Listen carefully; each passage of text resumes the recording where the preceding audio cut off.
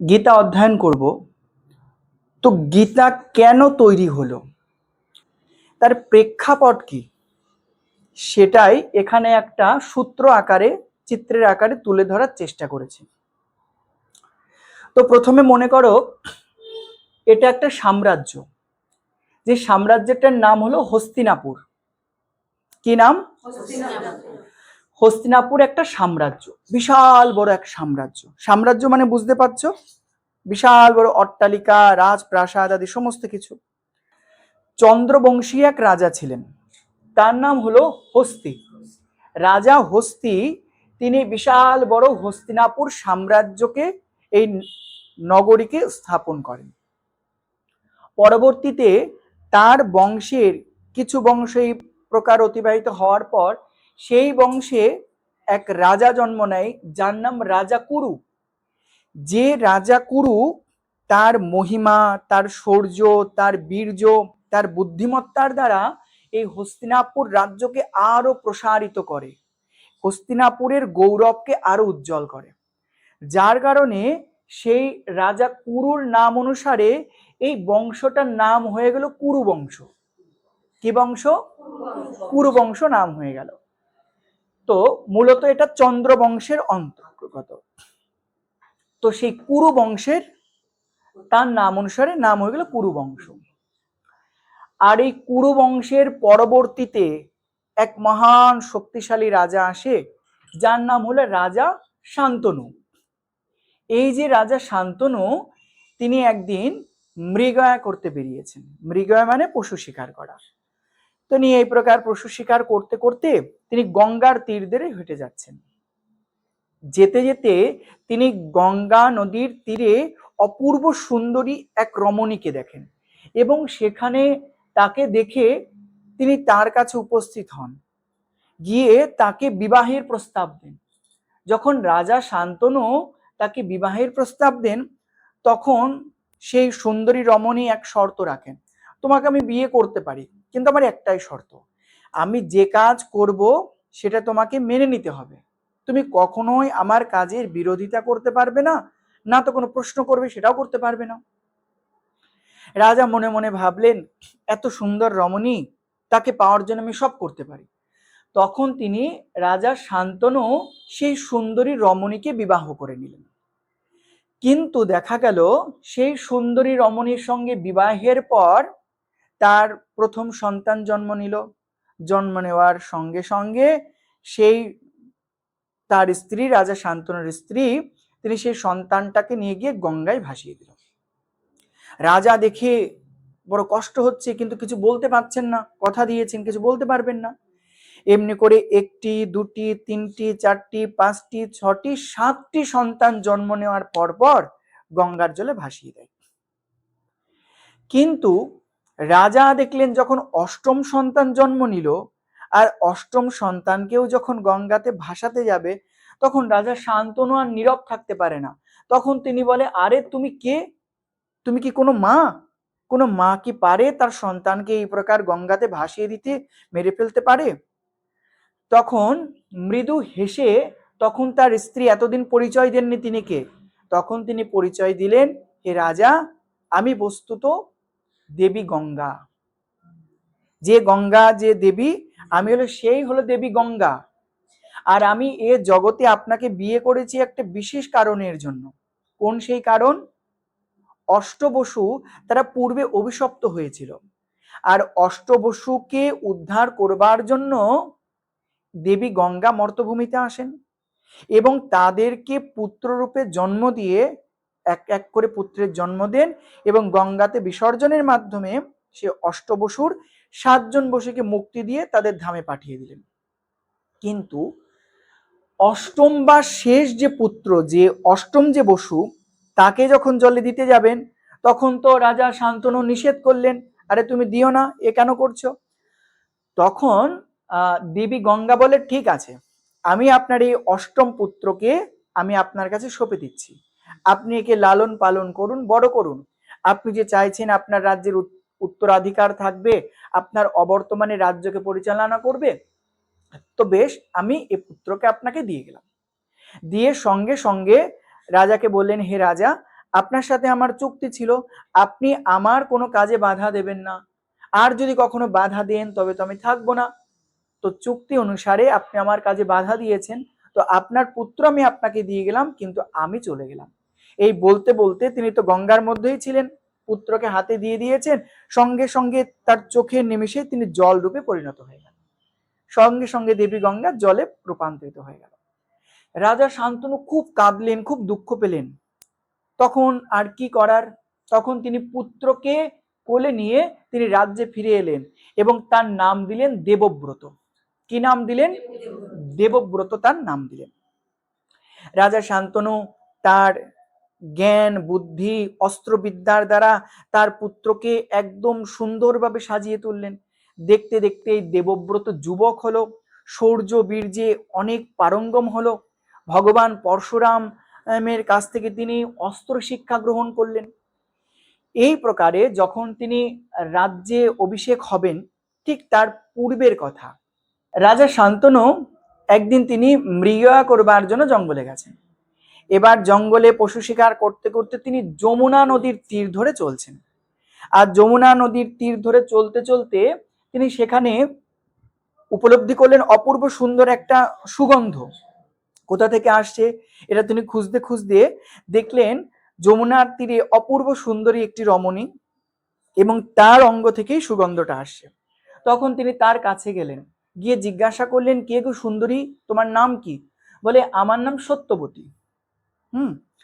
তো আচ্ছা, আমি তোমার সৌন্দর্যে মুগ্ধ, আমি তোমাকে বিবাহ করতে চাই। বলে, আমি বিবাহ করতে পারি, কিন্তু আমার তো শর্ত আছে। বলে, কি শর্ত?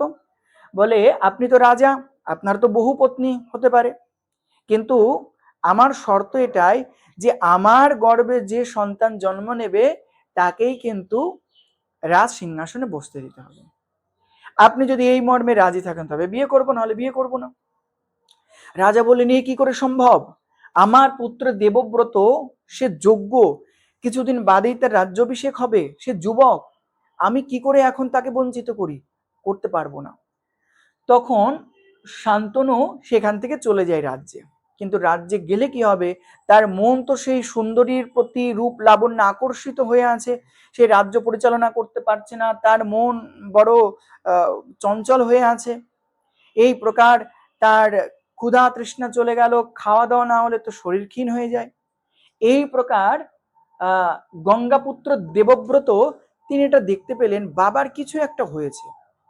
তিনি গিয়ে জিজ্ঞাসা করলেন, হে পিতা, আপনার কি হয়েছে, কি প্রবলেম বলুন। তখন কি বাবাকে আর বলতে পারে এই কথা?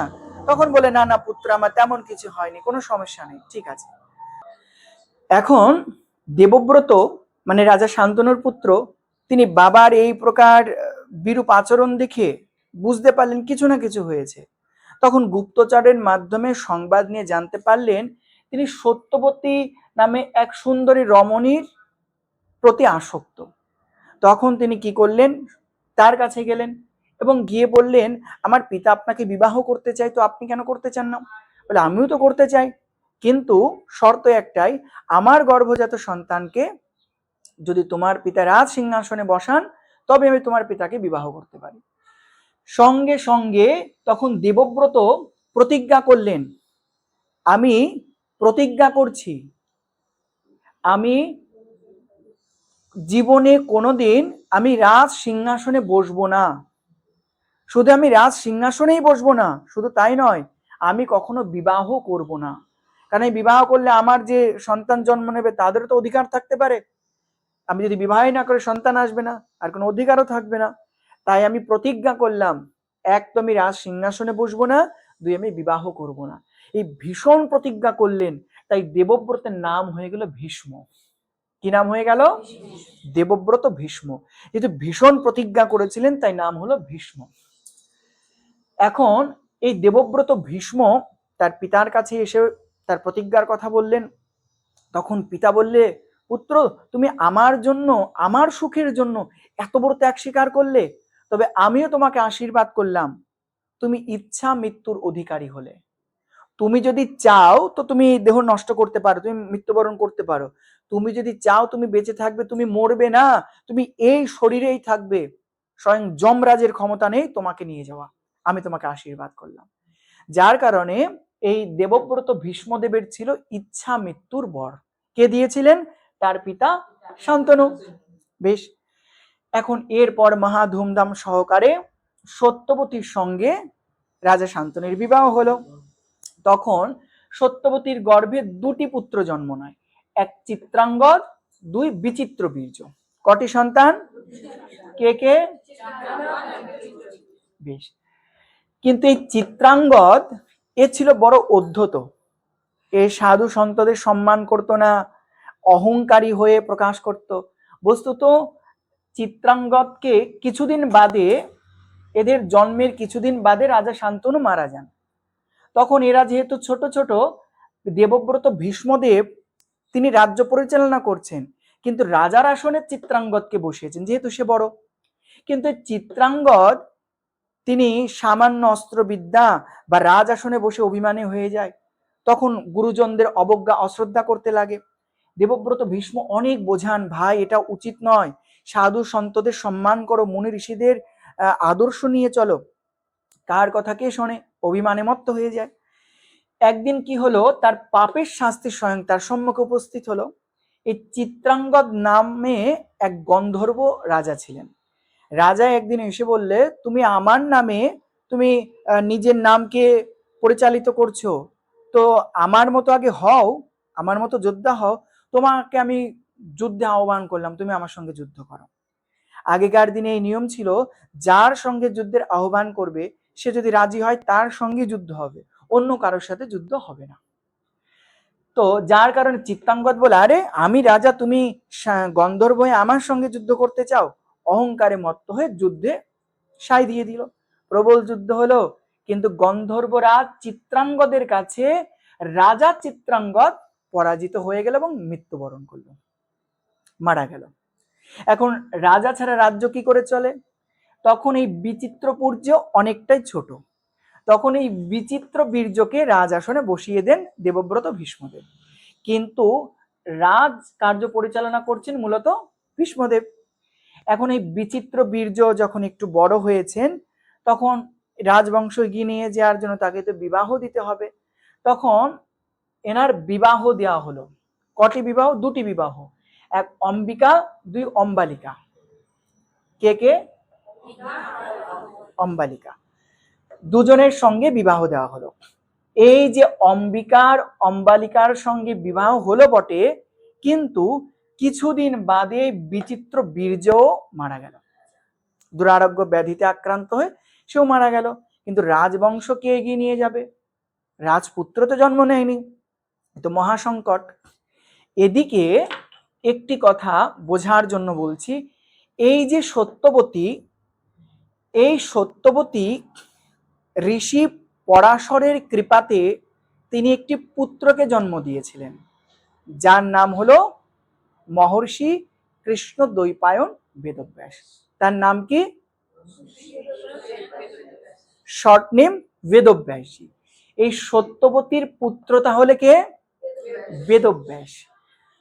এক সময় বেদব্যাসজি বলেছিলেন, মা আমি তো তপস্যায় চলে যাচ্ছি, কিন্তু মায়ের অবদান তো কদাপি কখনো ভোলা যায় না।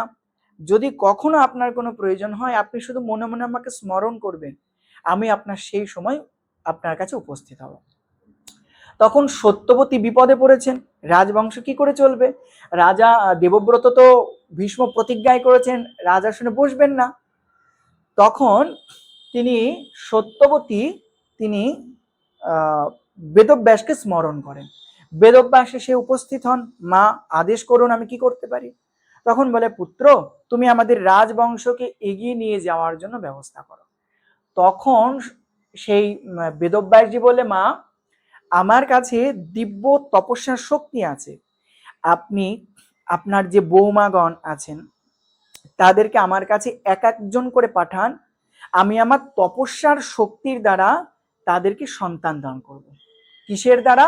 তপস্যার শক্তির দ্বারা সন্তান দান করব। তখন একটা রুদ্ধ ঘর, সেই ঘরের মধ্যে বেদব্যাসজি বসে আছেন, তার কাছে সত্যবতীর আদেশে প্রথমা সেই পত্নী অম্বিকা যান। কে যান? অম্বিকা। অম্বিকা যান, কিন্তু বেদব্যাসের রূপ দেখে ভয়ে তিনি চোখটা বন্ধ করে নেন। যেই না চোখটা বন্ধ করে নেন, সঙ্গে সঙ্গে কি হয়, তার তো গর্ভ তো ধারণ হয়ে গেল, কিন্তু তার গর্ভস্থ যে শিশু ছিল সে তো অন্ধ হয়ে গেল। তার নাম হলো ধৃতরাষ্ট্র। তার কি নাম? তার কি নাম? আমরা সকলেই জানি ধৃতরাষ্ট্র জন্মান্ধ ছিলেন। কেন জন্মান্ধ তাহলে আমরা জানলাম। বেশ, এবার সত্যবতী আদেশ দিলেন অম্বালিকাকে, অম্বালিকা এবার তুমি যাও। অম্বালিকা সেই ঘরে প্রবেশ করেন বেদব্যাসের কাছে। যেই না তিনি যান, তিনিও বেদব্যাসকে দেখে ভয়ে তার শরীর ফ্যাকাশে হয়ে যায়, বিবর্ণ হয়ে যায়, উরে বাবা, ভয় পেয়ে যান। যার কারণে তার গর্ভে যে সন্তানটি জন্ম নেয় তিনি রোগা এবং ফ্যাকাশে বর্ণের হয়েছিল, যার নাম ছিল পাণ্ডু। কি নাম ছিল? পাণ্ডু। পাণ্ডু জন্ম থেকে রোগগ্রস্ত এবং ফ্যাকাশে বর্ণের ছিলেন, যার কারণে এবার সত্যবতী অম্বিকার কাছে জিজ্ঞাসা করলেন, বলো কেমন সন্তান হবে তোমার? বলেছেন সত্য কথা বলে দিই মা, আমি দেখে তো ভয় পেয়ে গেছি। তখন বললে, কি তার মানে আমার রাজবংশে কোনো সৎ আমি শুভ পুত্র পাবো না? যাও অম্বিকা, তুমি পুনরায় যাও, তুমি বেদব্যাসের কাছে পুনরায় যাই, পুনরায় তুমি আবার একটি সন্তান কামনা করো। তখন অম্বিকা তো ভয় পেয়ে গেছেন, তিনি ভয় পেয়ে নিজে আর যান না, লুকিয়ে তিনি এই অম্বিকার ছিল এক দাসী, মানে পরিচারিকা, সেই দাসীকে বলল, শোনো, কেউ জানতে পারবে না, তুমি অন্তত আমাকে বাঁচাও, তুমি যাও, আমি আর যেতে পারবো না, আমার ভয় লাগছে। তখন সেই দাসী গিয়ে তিনি বেদব্যাসের কাছে যান, কিন্তু বেদব্যাসের কাছে গিয়ে তিনি সবার প্রথমে বেদব্যাসকে প্রণাম করেন, আর বেদব্যাসও প্রসন্ন হন। বেদব্যাসের কৃপারূপ দৃষ্টির দ্বারা, তার তপস্যার দ্বারা তার গর্ভে এক সন্তান প্রবেশ করে, এবং বেদব্যাস যে আশীর্বাদ করেন, তোমার গর্ভে যে সন্তান জন্ম নেবে সে মহা ধার্মিক হবে, সে জগতে অনেক নাম যশ প্রতিষ্ঠা স্থাপন করবে, সে ধর্মপথে চলবে। সে কে জন্ম নিল? সে হলো বিদুর। এই বিদুর ছিলেন ধর্মরাজ যমের অংশ। তাহলে দাসী পুত্রের গর্ভ থেকে কে জন্ম নিল? কে জন্ম নিল? বিদুর জন্ম নিল। তাহলে ধৃতরাষ্ট্র, পাণ্ডু, বিদুরের জন্ম কথা আমরা জানলাম। এখন এই ধৃতরাষ্ট্রের সঙ্গে গান্ধারীর বিবাহ হলো। গান্ধারীর গর্ভে 100টি পুত্র জন্ম নিল, দুর্যোধন, দুঃশাসন আদি শতপুত্র, এবং একটি কন্যার জন্ম হলো, যার নাম হলো দুঃশলা। ঠিক আছে। আর পাণ্ডুর 2 বিবাহ হলো, কুন্তী আর মাদ্রী, দুজনের সঙ্গে। কিন্তু কোন সাধুর কাছে, ঋষির কাছে, কিমিন্ধম ঋষির চরণে অপরাধ করবার জন্য এই পাণ্ডু অভিশপ্ত হয়ে গেল। সে যদি শারীরিক ক্রিয়ার মধ্যে সন্তান জন্ম দিতে যায়, সঙ্গে সঙ্গে তার মৃত্যু হয়ে যাবে। যার কারণে পাণ্ডু তো সন্তান জন্ম দিতে পারছেন না। আরে ধৃতরাষ্ট্র তো জন্মান্ধ, সে তো রাজ্যে বসতে পারলো না। তখন সেই রাজ সিংহাসনে বসানো হলো পাণ্ডুকে। কাকে বসানো হলো? দেবব্রত, ভীষ্মদেব, পিতামহ ভীষ্ম তখন যেহেতু অন্ধ, কখনো রাজ সিংহাসনে বসতে পারেন না।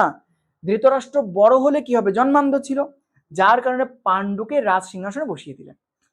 পাণ্ডু রাজা হলো, কিন্তু পাণ্ডু রাজা হলে তার সন্তানের জন্মের মাধ্যমে তো রাজ্য এগিয়ে নিতে হবে, কিন্তু তিনি তো সন্তান জন্ম দিতে পারবেন না।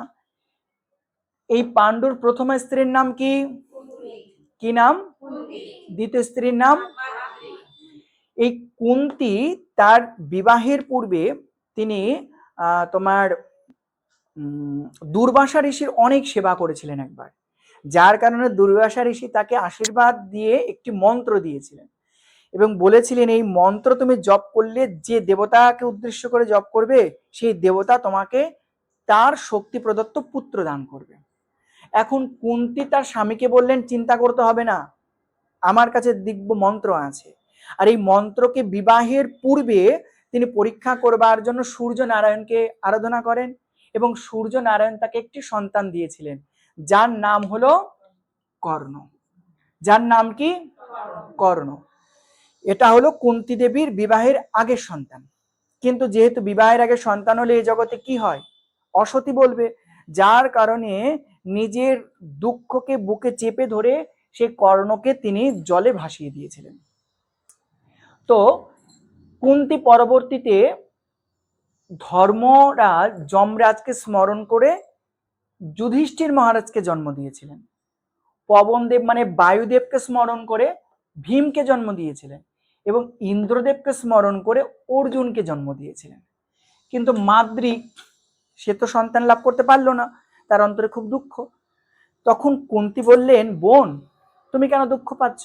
এই মন্ত্র আমি তোমাকে দিচ্ছি, তুমি এই মন্ত্র জপ করে তোমার যে দেবতাকে ইচ্ছা হয় তুমি ডাকো, তিনি তোমাকে সন্তান দেবেন। তখন মাদ্রিকে তিনি সেই মন্ত্র প্রদান করেন। মাদ্রি তখন অশ্বিনী কুমারদ্বয়কে স্মরণ করেন। কে অশ্বিনী কুমারদ্বয়? এই অশ্বিনী কুমারদ্বয় ছিল স্বর্গের ডক্টর। এক কথায় যেমন আমাদের রোগ হলে ডক্টরের কাছে যাই, ঠিক সেই প্রকার স্বর্গের ডক্টর হলো অশ্বিনী কুমারদ্বয়, যারা ট্রিটমেন্ট করত। তো অশ্বিনী কুমারদ্বয়কে স্মরণ করে, আর অশ্বিনী কুমারদ্বয়ের কৃপাতে, তারা দ্বয় মানে দুই, দুই ভাই তারা আসেন, তারা এসে তাদের কৃপাতে নকুল এবং সহদেবকে তারা প্রদান করেন মাদ্রিকে। এই প্রকারে হয় পঞ্চ পাণ্ডব। যেহেতু মহারাজ পাণ্ডুর স্ত্রীর গর্ভজাত এই 5টি পুত্র, যাদেরকে এই 5 জনকে বলা হয় পঞ্চ পাণ্ডব। তাহলে পঞ্চ পাণ্ডব কে কে বলো তোমরা? পঞ্চ পাণ্ডব হলো যুধিষ্ঠির, ভীম, অর্জুন, নকুল আর সহদেব, পঞ্চ পাণ্ডব। আর এই যে তোমার গান্ধারী বা ধৃতরাষ্ট্রের পুত্রগণ শতপুত্র, এদেরকে এক কথাই বলা হতো কৌরব। কি বলা হতো? কি বলা হতো? দেখো এখানে সত্যি বলতে কি পঞ্চ পাণ্ডব কৌরব, কারণ রাজা কুরুর বংশ থেকে যারা আসছে তারাই কৌরব, তাই তো আমরা আগেই জেনেছি। বস্তুত পঞ্চ পাণ্ডব কৌরব, কিন্তু এই দুর্যোধন আদি তাদেরকে আলাদা করে তারা বোঝাবার জন্য তারা বলতো আমরা কৌরব, তোরা পাণ্ডু, তোরা পাণ্ডুর পুত্র, তোরা পঞ্চ পাণ্ডব। এখন সকলে আমাকে বলো, এই যে রাজবংশের ইতিহাস এতক্ষণ বলা হলো, বোঝা গেল? হ্যাঁ কি না? বোঝা গেল। এতগুলো কথা বলবার কি উদ্দেশ্য?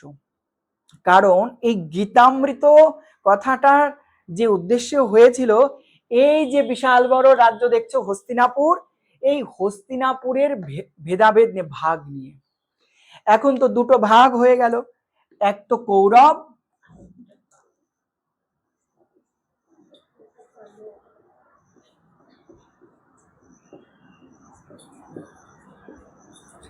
দুটো ভাগ কি হলো? কৌরব ভার্সেস পাণ্ডব। এখন বস্তুত এই যে সাম্রাজ্য কাদের অধিকারে থাকার কথা? পাণ্ডবদের। কেন? যার পিতা সিংহাসনে বসেন তার পুত্ররাই রাজ্যের অধিকারী হবে। তাহলে যুধিষ্ঠির মহারাজ তিনি প্রথমে জন্মগ্রহণ করেছেন, তাহলে যুধিষ্ঠির এই রাজ্যের অংশীদার। কিন্তু পাণ্ডুর মৃত্যু হয়ে যায় অকালে, তখন ধৃতরাষ্ট্র জন্মান্ধ হলেও তিনি নামে রাজ্য পরিচালনা করছেন, কিন্তু প্রকৃত অর্থে তখন তোমার নামধারী রাজা ছিল যুধিষ্ঠির। যুধিষ্ঠিরের তখন অনেক ছোট, ওই জন্য যুধিষ্ঠিরকে নামধারী রাজা, আর পরিচালনা করছেন ধৃতরাষ্ট্র। যখন যুধিষ্ঠির বড় হয়ে যাবে ধৃতরাষ্ট্র তাকে রাজ্য সঁপে দেবে, এই নিয়ম অনুসারে চলছে। কিন্তু বিষয়টা কি হলো, যখন অনেক কথা অতি সংক্ষেপে যদি বলা যায়, এই কৌরবগণ মানে দুর্যোধন আদি বলে, বিনা যুদ্ধে নাহি দিব সূচাগ্রমেদিনী। দুষ্টগণ তারা বলল, কপট পাশা খেলায় পরাজিত করলো, বনবাসে পাঠালো, অজ্ঞাতবাসে পাঠালো, পুনরায় পাণ্ডবগণ বললো আমাদের রাজ্য দাও, বলে দিল না, বলেন যুদ্ধ ছাড়া এ ধরিত্রী দেব না, পৃথিবী দেব না। এই হস্তিনাপুর দুর্যোধন বলে আমার আমার সাম্রাজ্য, আমি ভোগ করব। তখন ভগবান শ্রীকৃষ্ণ বলে ঠিক আছে, তুমি 5 ভাইকে 5টা গ্রাম দিয়ে দাও, কোনো যুদ্ধ করো না ভাই ভাই, রক্ত খেয়ে যুদ্ধ করো না। দুর্যোধন আবার বললো বিনা যুদ্ধে নাই দিব সূচাগ্রমেদিনী, মানে যুদ্ধ ছাড়া সূচের ডগায় যতটুক মাটি ধরে সেটুকু দেব না। তখন যুদ্ধ অনিবার্য। তখন ভগবান শ্রীকৃষ্ণ তখন 2 পক্ষে বিভক্ত হয়ে গেল, একটা হলো কৌরবের পক্ষ আর একটা হলো পাণ্ডবের পক্ষ। এই যে কৌরবদের পক্ষে এই কৌরবদের পক্ষে কত অক্ষণী সেনা ছিল কে জানো? কৌরবদের পক্ষে কত অক্ষণী সেনা ছিল? হ্যাঁ, 11 অক্ষণী সেনা ছিল। আর এই পাণ্ডবদের পক্ষে 7 অক্ষণী সেনা ছিল মাত্র। 11 আর 7 কত হয়? 18। এই 18 দিনে 18 অক্ষণী সেনার বিনাশ হয়। তো কৌরবগণের সৈন্য অনেক বেশি, কিন্তু ভগবান বলে দেখো তোমরা ভাই ভাইয়ের যুদ্ধে, আমি যুদ্ধে অংশগ্রহণ করব না, কিন্তু আমি যুদ্ধে থাকবো। কিভাবে থাকবো? আমি যুদ্ধে অস্ত্র শস্ত্র ধরবো না, আমি কারো সারথি হতে পারি। একদিকে আমার 1 অক্ষণী দিব্য নারায়ণী সেনা, আর একদিকে বিনা অস্ত্রে আমি। কাকে চাও? তখন দুর্যোধন বলে, আরে যদি তুমি যুদ্ধে অস্ত্র না ধরো, তো যুদ্ধ ক্ষেত্রে নিয়ে গিয়ে তোমাকে আমি নাড়ু খাওয়াবো না লাড্ডু খাওয়াবো? হ্যাঁ, তো যুদ্ধে তো আগে অস্ত্রই ধরতে হবে। তোমার সেই সুদর্শন চক্রের জন্যই তো তোমার নেওয়া। মনে মনে ভাবছে দুর্যোধন, তোমাকে নিয়ে আমার কোনো লাভ নেই, আমি তোমাকে নেব না, আমি অক্ষণী 1 অক্ষণী নারায়ণী সেনা নেব। আর পাণ্ডবের পক্ষ থেকে গেছিল অর্জুন। অর্জুন হাত জোর করে বলে, হে মাধব, যুদ্ধের জয় কিংবা পরাজয় যাই হোক আমি মাথা পেতে নেব, কিন্তু হে মাধব আমি তোমাকেই চাই, আমি তোমার কাছে আর কিচ্ছুটি চাই না। তখন পাণ্ডবদের পক্ষে ভগবান শ্রীকৃষ্ণ গেলেন এবং তিনি অর্জুনের রথের সারথি হলেন। বিশাল বড় সেই কুরুক্ষেত্র নামক স্থানে যুদ্ধের আয়োজন হলো। সেই যুদ্ধভূমিতে এখন বিশাল সেই সৈন্য উভয়ের সামনাসামনি দাঁড়িয়ে আছে। মনে করো এই দিকে দাঁড়িয়ে আছে পাণ্ডবগণ, আর এই দিকে দাঁড়িয়ে আছে কৌরবগণ। এইদিকে বিশাল সৈন্য আর এদিকে অল্প সৈন্য, কিন্তু গোবিন্দের আছে সঙ্গে। অর্জুন বলছে, আচ্ছা মাধব, কারা কারা এই যুদ্ধে অংশগ্রহণ করছে আমি দেখতে চাই। এই ধর্মযুদ্ধে অধর্মের আশ্রয় কারা নিল আমরা জানতে চাই। তখন কি করলো, বলে অর্জুন বলছে, আমার রথ সবার মাঝখানে নিয়ে যাও। সবার মাঝখানে যেই না নিয়ে গেছেন, অর্জুন দেখছেন কেউ ভাই, কেউ দাদা, কেউ শ্বশুর, কেউ শালা, কেউ সম্বন্ধী। আরে যাদেরকে নিয়ে আমি বাঁচতে চাই তারাই আমার বিরুদ্ধে যুদ্ধ করে আমাকে মারতে চায়, এদেরকে মেরে আমি রাজ্য ভোগ করব, এমনটা আমি চাই না। তখন হাতের গান্ডিব ফেলে দিয়ে বললে, হে মাধব, আমি রাজ্য চাই না, আমি ভিক্ষা করে জীবন অতিবাহিত করব, কিন্তু আমি কাউকে বধ করতে পারবো না। এই বলে অর্জুন রথের উপর বসে পড়ল। এই হলো গীতার মূল পটভূমি। এবার কি হলো, ভগবান শ্রীকৃষ্ণ এবার কি করলেন, এবার দেখছে দেখো যুদ্ধে কারো হাত পা ভাঙলে তাকে দমানো যায় না, কিন্তু মন ভাঙলে তাকে তো রাখা যায় না। তো মন ভেঙে গেছে সৈনিকের, কি করা যায়? তখন তিনি ভগবান অর্জুনের মনকে চাঙ্গা করবার জন্য তিনি গীতার দিব্য উপদেশ প্রদান করেছিলেন। যেই উপদেশ গীতার শাস্ত্র শ্লোক 18টি অধ্যায়। তাই গীতা যে কোন পটভূমিতে তৈরি হলেন সেটা আমরা সংক্ষিপ্ত আলোচনা করলাম। আগামী ক্লাসে আমরা গীতার প্রথম শ্লোক থেকে আস্বাদন করব। बोले परमेश्वर भगवान श्री गोविंद देवी की। बोले हरे कृष्णा कृष्णा कृष्णा हरे हरे, हरे राम राम राम हरे हरे। निताय गौर सीतनाथ प्रमानंदे। हरि हरि बोल।